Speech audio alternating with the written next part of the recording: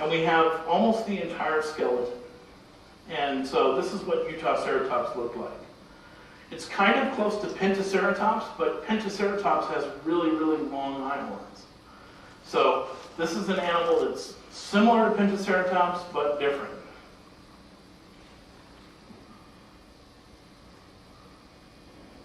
Any questions while we wait the computer out?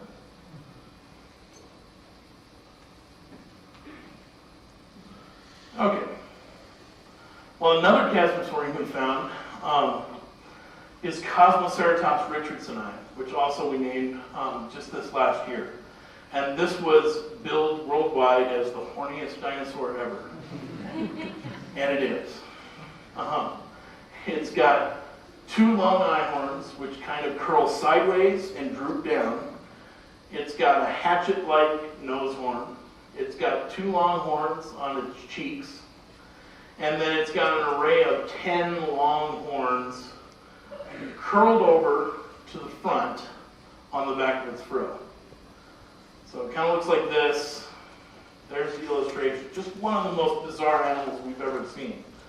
We have a lot of the skeleton, and the animal kind of looks like this. It's like a comb-over with the horned dinosaurs. Really bizarre. And it turns out that this is closely related to an animal from Canada. So figuring out the relationship between these animals is really, really interesting. So these are the centrosaurians we knew in 2000. These are the ones that have been named so far that we have now. In addition, with the chasmosaurians in 2000 we knew this, and now we have this. And that's just based on the names that we know, or the names that we think are valid. So we've been looking at the different characteristics of each of these animals and putting them into a computer and doing phylogenetic analysis to determine what the relationships are of these dinosaurs. So this is what we're getting for centrosaurians. The thing from the Comparowitz is actually very closely related to an animal from Montana. But it's down towards the base of the tree. So some of these animals up here, all of which live in the north, are completely different. So even though this animal lives at the same time as Centrosaurus, it's completely different. So we're trying to work out, where do these animals come from? Are they coming from the south and going to the north? We're starting to find a few more specimens in the north, which I don't have on here yet, which are still being described. We're still trying to work out the family tree of these animals. So over here is the other family of horned dinosaurs, the Chasmosaurians. And this is their family tree. So we have that Cosmoceratops, that horniest dinosaur ever. Its close relative is something that lived much later in Canada. And then Utaceratops is closely related to Pentaceratops. So at the same time, we have 2 different Chasmosaurians living in the same place, which is almost unheard of for ceratopsians. Of all these animals, you can see some of them have relatively long ranges. Some of them have it relatively short. What we're not getting is gradual change from this to this. We actually have a range this much, for almost 600,000 years, of which we have Utaceratops throughout the section. So we know that Utaceratops isn't changing for 600,000 years. But 600,000 years is about the longest duration of a lot of these species. So we're starting to think this might be related to punctuated equilibrium, in which we have rapid change, rapid speciation. But what would really explain that? Well, that brings us back to Darwin and his peacock and sexual selection. So when we think about horned dinosaurs, what is it that makes horned dinosaurs unique? The horns. What are the horns for? What is the frill for? For poking T-Rex in the side, right? Maybe. But when we look at them, there's a huge diversity in the different patterns of these horns and bells and whistles on the side of the head. In some places, the frill is only a few millimeters thick. it's probably not a good defensive shield from getting bitten by T-Rex. In fact, T-Rex could have torn that frill right off if he wanted to. This guy has no horns on his head, so he can't stab T-Rex in the side. This guy certainly could. But if you cut the heads off of all of these animals, I'm probably one of 4 experts in the world who knows more about these dinosaurs than anyone else in the world. I cannot tell you the difference between the skeletons of these animals right here without a head. It's impossible. We've been looking.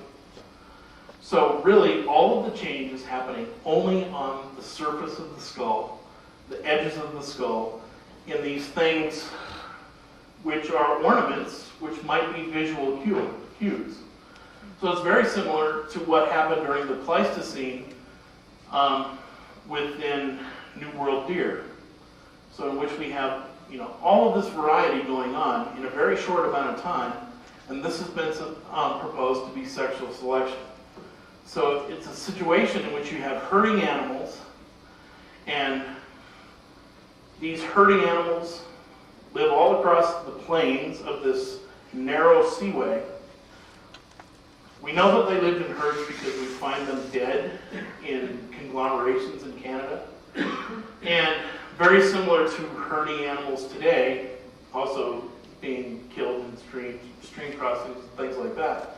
But once again, these horns of wildebeest are different from the other bovids on the African savanna. And it's probably sexual selection which is driving this. So if we look at the evolution of North America, here's North America at the time when the dinosaurs first evolved. Pretty boring. And then as we go through time, you're going to start to see the Atlantic Ocean set up. And then by 115 million years, we start to get water. So here's 130 million years. This is the early Cretaceous. Everything's living all over North America. But at 115 million years ago, we're starting to get this seaway come down. It continues to 100 million years. And by 85 million years, there's complete isolation of Western North America from Eastern North America and Asia. And it's then that we get our first horned dinosaurs. And these first horned dinosaurs are evolving on this super narrow strip of land. And then at 75, you can see the seaway's gone out a little bit.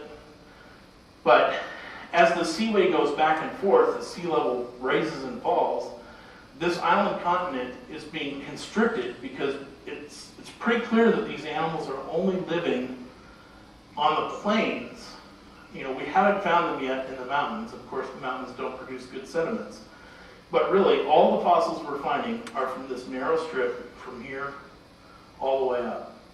And so we tend to think that it's the restriction of ecospace by the raise in level and lowering of sea levels that's actually driving the evolution of these guys. And it's when you isolate small pockets of ceratopsians and they have very plastic skulls with these visual signals, you get some change, you get some mutation, and then you have a different shaped horn or hooks that go the other direction. And these animals, when they get back together, don't recognize them as possible mates. So sexual selection and species recognition could have played a huge role in what was going on along this coastline from north to south. So the ceratopsians are living in their tiny little isolated worlds and changing over time, short, rapid durations. Within dinosaurs, the radiation of the horned dinosaurs is one of the most rapid radiation